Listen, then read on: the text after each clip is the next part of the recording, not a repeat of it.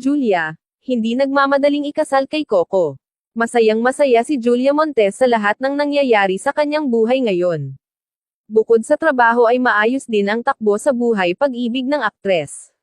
Happy lang ako sa life. Siguro masasabi ko lahat ng nangyayari po sa buhay ko, never kong ini-expect and never kong ini-imagine na ganun yung nangyayari in general. Lahat, sa work, sa life. Lahat ng mga pinapangarap ko, more than pa sa mga nangyayari. So wala, super thankful and I'm very happy talaga, nakangiting pahayag ni Julia.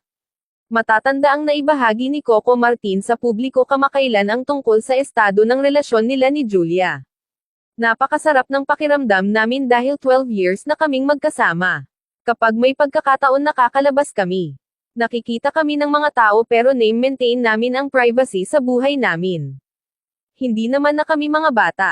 Kung ano yung nakikita at iniisip ng mga tao, yun na yun.